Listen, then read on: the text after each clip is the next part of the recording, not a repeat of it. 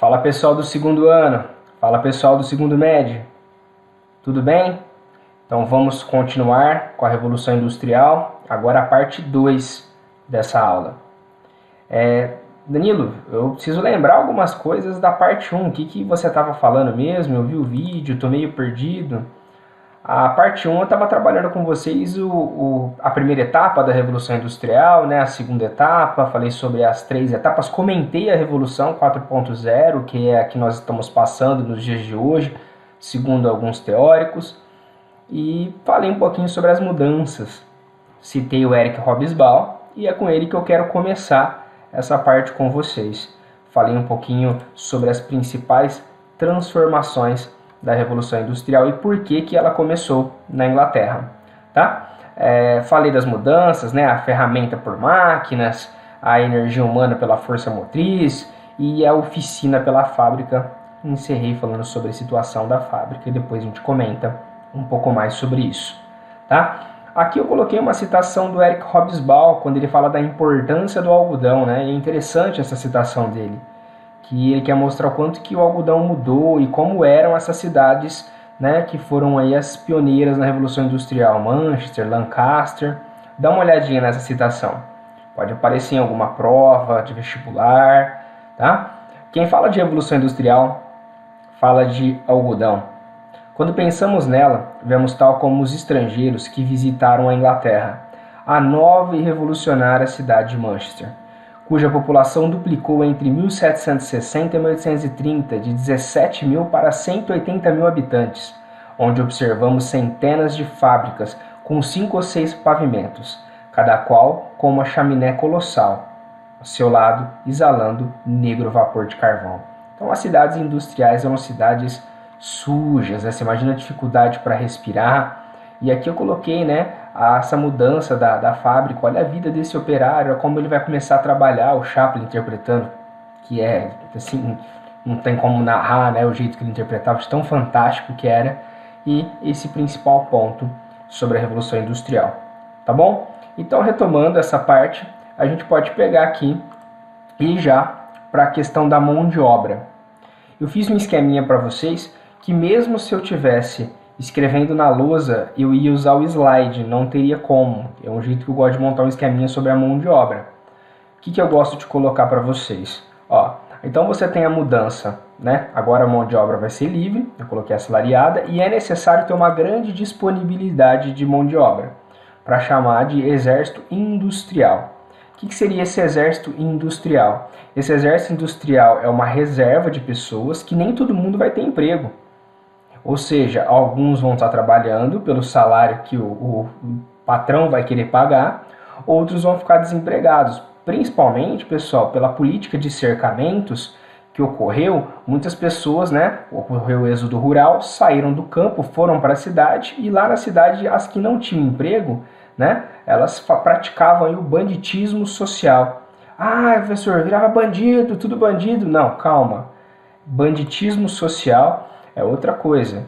Aqui é uma cena que o Chaplin está correndo da polícia lá, né, no filme Tempos Modernos, que é bem interessante também, tá? Já explico o que é banditismo social para vocês com mais detalhe. Vamos continuar o esqueminha. Essa grande disponibilidade, então, ela aconteceu pelo êxodo rural, como eu já falei para vocês, tá? Devido à política de cercamentos, e foi uma reforma agrária. Professor, reforma agrária? Reforma agrária não é coisa de socialista, reforma agrária não é coisa de comunista. Cuidado, meus queridos. Reforma agrária é divisão de terras consideradas improdutivas. Ela pode ser feita por qualquer grupo político. Por exemplo, o Napoleão Bonaparte fez reforma agrária na França e ele não era socialista, ele não era de esquerda. A burguesia inglesa, como você está vendo aqui, ela fez reforma agrária na Inglaterra, ou seja, ela pegou as terras que ela considerava improdutivas e tornou terras produtivas. Olha aqui, para ela, política de cercamentos, expulsava os servos do campo, os camponeses, para poder, né, criar essa matéria-prima para ser transformada em produto, que será o produto da Revolução Industrial. Tá bom? Então, dá uma olhadinha. O que é o banditismo social? Eu quero explicar para vocês. O banditismo social São essas pessoas que são excluídas da sociedade e passam a cometer crimes, entre aspas, assim, né? Passa a roubar para comer. Não é o cara que vai roubar o seu iPhone, o seu celular, não. O cara que vai roubar um pão para ele comer porque ele está com fome, ou pai de família que vai assaltar para colocar comida dentro de casa. Banditismo social, tá? No Brasil, a gente estuda como cangaço e canudos dentro de uma perspectiva de fanatismo religioso. Aqui você tem o Lampião, né? A ideia do Antônio Conselheiro, e o Eric Hobsbawm, aquele que eu acabei de ler para vocês a citação, ele veio para o Brasil escrever um livro antes de morrer, uns 2 anos antes dele morrer. Ele veio para o Brasil e escreveu esse livro aqui, ó, Bandidos, onde ele fala sobre o banditismo social. Ele veio estudar exclusivamente aqui a figura do Lampião, tá? O que seria o cangaço? O cangaço, vocês vão estudar a história do Brasil, que o cangaceiro ele era aquele excluído da República, né, aqui no Brasil, e acabava promovendo saques para poder sobreviver. Aí depois vai ter uma visão contraditória, porque eles vão trabalhar para os coronéis, mas aí em História do Brasil vocês discutem isso. A mesma coisa o povoado de Canudos, né? Eles eram excluídos, acabaram montando o famoso, né, o Arraial de Belo Monte, e lá nesse arraial aí eles acabavam aí tendo a vida deles, e é visto aí como os caras que estavam ameaçando a República, tá bom? Fiquem espertos com a ideia de banditismo social. Aqui é uma parte também interessante sobre as mudanças na produção, que eu também iria usar o esqueminha da lousa para vocês. Bem simples, olha lá. Então você tinha lá na Idade Média o trabalho artesanal, onde o artesão ele era responsável por todas as etapas do produto, tudo ele que coloca, tá? Todas as partes do produto. Depois você vai ter a manufatura, onde você vai ter aquela ideia de indústria familiar no fundo de casa, né? Oficina familiar, então o pai faz uma coisa, o filho faz outra, então você já está tendo uma pequena divisão do trabalho. E a maquinofatura. A maquinofatura, lembrando, tá? Que a maquinofatura, o operário ele vai fazer apenas uma parte do seu produto, né? Do que ele está fabricando. Às vezes ele nem sabe o que ele está produzindo, mas ele está ali apertando o parafuso, tá bom? E essas mudanças, o que elas propiciaram? Tá? Teve avanços tecnológicos, isso é inegável. Acelerou a produção, olha isso, o Chaplin não está tendo tempo de fazer nada aqui, está correndo, tá? E o aumento aí de matéria-prima que aconteceu com as colônias. Então foram essas mudanças que propiciaram também o início da Revolução Industrial. Coloquei a lã sendo substituída pelo algodão, igual o Eric Hobsbawm falou naquela citação, né? Quem fala de Revolução Industrial fala de algodão. Tranquilos? Beleza? Professor, é um tema que cai muito em vestibulares? Sim, cai demais, porque a gente vive até hoje, né? Nós temos consequências da Revolução Industrial. Essa aula que eu estou fazendo para vocês, estou dentro do meu quarto, como eu disse, né? O computador faz barulho, o microfone não é o melhor, mas devido a essa pandemia eu estou conseguindo transmitir uma aula. Não é fisicamente, infelizmente, mas estou conseguindo passar para vocês um pouquinho desse conteúdo. Tá bom? Beleza? Vamos voltar para o PowerPoint? Então, quando nós falamos aí da Revolução Industrial, voltando para o PowerPoint, a cena do Tempos Modernos, essa cena que ele cai dentro, né, de um buraco aqui e vai parar no meio das máquinas. É bem interessante, vale a pena você conferir. Tá? Essa é a parte que eu falo das revoluções industriais, tá? Da primeira e da segunda, ou das etapas da Revolução Industrial, como eu, Danilo, prefiro chamar. Tá? Tem outros conteúdos, outros professores que trabalham de outra maneira. Então, eu gosto de trabalhar em questão de espaço, já vou projetar tudo aqui para você: Inglaterra, Bélgica, Estados Unidos, Japão, Alemanha e Itália. Poderia ter colocado a França, mas coloquei aqui os principais. A técnica que vai ser utilizada. O que eu gosto de fazer nesse esqueminha? Espaço. Primeira Revolução Industrial. Pronto, ó. Ela aconteceu na Inglaterra. A primeira etapa, a Inglaterra é praticamente exclusiva no processo de industrialização. Aí, diferença da primeira para a segunda, que é muito comum ter questões assim. Se você pegar a segunda Revolução Industrial, a segunda etapa, Já a Revolução Industrial já se expandiu, olha lá, Bélgica, Estados Unidos, Japão, Alemanha e Itália. A mesma coisa acontece com a técnica. Vapor, carvão e ferro são técnicas utilizadas na primeira Revolução Industrial. Isso não significa que na segunda Revolução Industrial não utilizaram essas técnicas. Elas vão permanecer. É que surgirão novas técnicas, como, por exemplo, o aço, a eletricidade e o petróleo, são aí técnicas da segunda Revolução Industrial. Tranquilos? Esse esqueminha, ele ajuda bastante, senão você vai fazer separado a primeira Revolução Industrial, a primeira etapa, a segunda Revolução Industrial, a segunda etapa, e aí você acaba repetindo as coisas, fica mais fácil você trabalhar dessa maneira, tá bom? Então, vamos lá.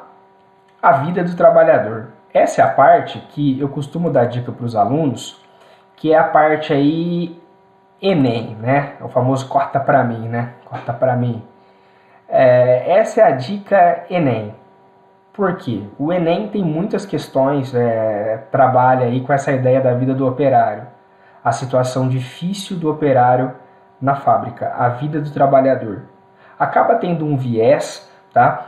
Voltado às questões humanitárias, tá? E depois é óbvio que as correntes marxistas, as correntes mais de esquerda, vão aderir a esse lado em defesa aí do trabalhador, tá bom? Então, quando a gente pega essa parte da Revolução Industrial, da vida do trabalhador, é uma parte menos técnica e mais humanitária, né, voltada às condições dos seres humanos, a classe operária, meus queridos, é o seguinte: a classe operária, eles eram até chamados de massa, né? Se você pegar a ideia de massificação, né? Massa, você pega farinha e forma massa e tem aquela ideia de manipular a massa, né?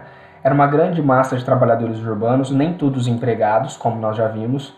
Isso nós vamos chamar de exército de reserva. Muitos estarão desempregados e compensa para o sistema esse desemprego. Por que compensa? Porque se você está desempregado, você vai aceitar ganhar menos que o outro. E outra, se você está empregado e quer pedir aumento de salário, você não está satisfeito com o seu salário? Beleza, te demite, tem um monte de gente lá fora louca para sua vaga de trabalho, tá bom? Vai ter a formação do proletariado, é um conceito marxista, mas cai muito em questões de vestibulares, que seria a classe operária, tá? E aí, essa ideia das condições de trabalho nas fábricas, eram péssimas condições de trabalho, péssimas. Os caras tinham jornadas de 15 horas, de 18, como eu falei lá na parte 1 da aula. A partir do momento, olha que coisa louca, a partir do momento que os caras começaram a inventar a energia elétrica, você vai trabalhar à noite. Então calcula aqui, ó, 15 horas de trabalho. Vamos lá, o cara tá lá trabalhando 15 horas. Você pensa assim, o cara trabalha 15 horas tal, e analisa o deslocamento dele. Vamos supor que ele mora 2 horas longe da fábrica. 2 horas para ir, 2 horas para voltar. 4, já deu 19 horas do seu dia. 15 trabalhando, 4 se locomovendo. E o resto? E dormir? E a família? É isso que vocês têm que pensar, tá? O que acontece? Muitos operários vão morar dentro das fábricas, ou não tinha lugar, ninguém para deixar os filhos, levava os filhos, as crianças, as crianças acabavam ficando com as mães e muitas vezes aconteciam com elas acidentes de trabalho, tá? Os caras não tinham tempo nem para comer direito. Então você imagina para cuidar dos seus filhos. Então você tem um grande número aí, ó, de acidentes de trabalho, tá? Tem até uma questão, eu não vou me lembrar o vestibular que é pesado o texto. Ele vai falando das crianças que vão ter as mãos decepadas pelas máquinas, que elas caíam algumas dentro das máquinas, porque elas não alcançavam, então elas tinham que andar com pernas de pau dentro das fábricas para poder alcançar as máquinas, e assim era a vida desse trabalhador, muitas vezes dormindo em condições insalubres dentro da fábrica, tá? E muitas vezes com seus filhos lá também, sem estudar e ajudando eles na produção industrial. Tranquilos? Beleza? A próxima etapa nossa aí são as consequências da Revolução Industrial. Eu trouxe aqui algumas consequências. Trouxe aqui as principais, já citadas também: o êxodo rural, um processo de urbanização, geralmente as fábricas, né, em volta delas vão crescendo as cidades industriais, tá? E o crescimento da indústria alimentícia. Vamos pensar assim, o lado vantajoso, o alimento vai ficar mais barato, tá, meus queridos? Então você vai ter a queda da mortalidade infantil e o aumento aí do crescimento populacional. Por quê? Alimentação mais barata, né, aumenta a expectativa de vida. Muitos alunos erram questões aqui. Por que eles erram questões aqui? Porque eles, tá tudo ruim para operário, tal, então mais gente vai morrer. Não, então você além de ter, né, o desenvolvimento da indústria alimentícia, lá no século XX, um grande impacto, explosão da indústria farmacêutica e automaticamente a expectativa de vida vai aumentando, tá? Então, muito cuidado para não errar. A Revolução Industrial também não é só coisa ruim, né? Ela tem as suas vantagens, inclusive, como eu já disse, estamos usufruindo uma delas nesse momento dessa aula, tá bom? Então, voltando aqui, tá? Voltando aqui no slide, eu trouxe também essa parte que é um pouco mais voltada para a sociologia e para a filosofia, que é legal. O trabalhador, ele não é mais o dono dos meios de produção, ele vai vender a sua mão de obra para o dono da fábrica, né? Porque ele não tem fábrica, ele tem que vender a força de trabalho dele, tá? E muitos nem sabiam o que estavam fazendo. Eu adoro essa charge aqui que fala, né? Vou me aposentar amanhã e sabe o que eu vou fazer? Andar até o fim desta linha de montagem e descobrir o que estou fazendo há 30 anos. Olha isso, meus queridos. Tá? A ideia é que o trabalhador fabrica há 30 anos e ele nem sabe que peça que ele está apertando o parafuso. O marxismo vai trazer a ideia da consciência de classe, tá? Que os operários precisavam se entender como operários para poder fazer uma revolução dentro dos preceitos do socialismo científico, que o Marx, né, vai trazer aí como ideal, né, em cima dessa classe operária, e uma reflexão social. Que reflexão social? O trabalho sobre o nosso controle, né, ou sobre o controle. Será que a gente controla a quantidade de horas que a gente está trabalhando? Isso é o que a gente tem que pensar, tá? Eu até converso muitas vezes com vocês na sala, que às vezes eu tenho vontade de chegar em casa, dei 12 aulas, quero ficar olhando para cima e fazer nada, né? Aí eu até brinquei já, nossa, acho que eu tô com depressão por excesso de trabalho, vi no Google. Assim, nós estamos numa situação, agora, por exemplo, nessa quarentena, estamos assim, sem fazer nada, entre aspas, porém, dentro de casa nós professores estamos trabalhando, produzindo, corrigindo prova, gravando as aulas, mas e a quantidade de horas que nós trabalhamos? Estamos vivendo o suficiente? Uma reflexão que você passa a fazer, tá? Uma reflexão não só, viu? Não é viés de esquerda, não. Se você pegar, por exemplo, algumas discussões feitas sobre viver mais, viver bem, se você pegar as grandes empresas hoje, elas estão fazendo muito esse esquema de home office. Você trabalha um pouco em casa, fica suas 2 horas de trabalho em casa, não se locomove até o trabalho, a empresa economiza o vale transporte, você pode ficar na sua casa também, dar uma atenção maior para os seus filhos, tá? Para os seus parentes, e vamos ver onde iremos chegar com isso, tá bom? E aí, meus queridos, partindo para o encerramento, dentro dessas consequências da Revolução Industrial, eu tenho aqui um movimento que é um movimento ludista. Eu já joguei direto o slide aqui para vocês, para não ficar também muito longo o vídeo, não ficar cansativo. O Marx, ele bate em cima desse movimento ludista, tá? Lembrando que o Manifesto do Partido Comunista, que é o livro que o Marx vai lançar para os operários, ele é de 1848. Olha o movimento ludista, 1811, 1812. O que foi esse movimento? Um grupo de operários que estavam desempregados invadiam as fábricas, geralmente durante a noite, para quebrar as máquinas, porque eles achavam que a culpa do desemprego deles era das máquinas, e não muitas vezes do cara que comprou a máquina. Olha que coisa louca. Então por isso que o Marx fala, esses caras não têm consciência, que eles são alienados, eles precisam de conscientização, tal. Então esse movimento era contrário aos avanços tecnológicos, criticavam a máquina, tá? Mas o interessante é você pensar que o problema não era a máquina, né? A máquina ela ajudou a acelerar a produção, muitas coisas boas, como nós vimos nas consequências, tá? Mas é sim o jeito que a sociedade estava se organizando e o jeito que ela está utilizando a máquina, como é uma reflexão que nós podemos fazer bem interessante. A tecnologia, olha aí, ó, você está agora no seu celular, no seu computador, me vendo? Seu Instagram vai aparecer uma mensagem, você vai parar a aula para ver a mensagem? Ou você acha que celular e rede social assim, só serve para essas coisas? Então, tecnologia, ela tem seu lado vantajoso, ela tem, assim, você tem que saber utilizar essas tecnologias. Tranquilos?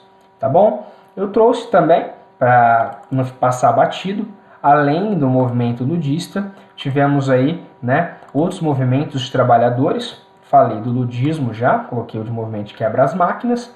O cartismo, que seria um movimento de você reivindicar em panfletos o que você está querendo mudar, tá? Ah, eu quero melhor salário, eu quero trabalhar menos, eu quero vale transporte.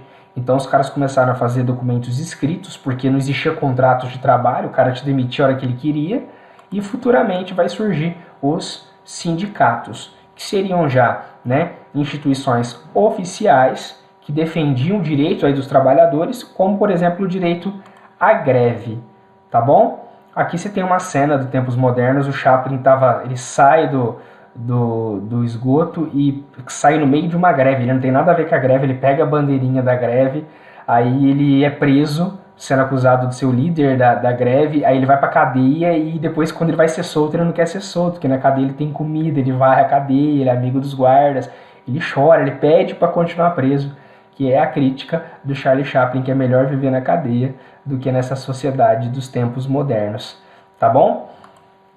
E aí, aqui eu coloquei o título Segunda Revolução Industrial, só para a gente dar uma passada aí rapidinho, para vocês entenderem que são as etapas. Eu meio que vou repetir uma parte que eu já dei ali para vocês, mas só para mostrar um pouquinho das diferenças que já foram mostradas, mas para reforçar, para lá na frente a gente não ter que parar a aula lá no século XIX para falar de Segunda Revolução Industrial. A gente já fala agora das duas, da primeira etapa e da segunda etapa, tá bom?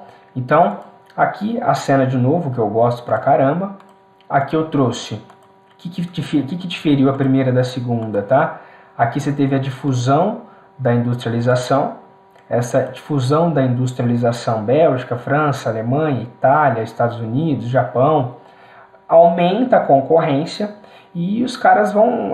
esse processo de industrialização no Japão, tá? A famosa Era das Luzes no Japão, eu indico para vocês um filme chamado O Último Samurai, com Tom Cruise, e esse filme ele é muito legal, ele é muito interessante, porque é um filme que mostra como que o capitalismo chega nessa região do Japão, acaba com a cultura tradicional japonesa, e uma das cenas que eu acho mais legais do filme é uma cena de guerra, que o exército está lá pronto, o exército ocidental com as metralhadoras nas mãos e os samurais lutando com suas katanas e nos seus cavalos, né? A bala contra a espada. É uma cena que mostra como que a cultura capitalista ocidental invade o Oriente.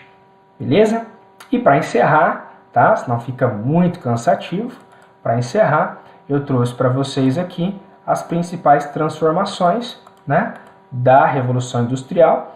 Tempo é dinheiro, é só para você ver que a torre da igreja, você pega Londres, né, não vai ser a torre, principal símbolo, Big Ben, é um relógio, ou seja, o tempo burguês.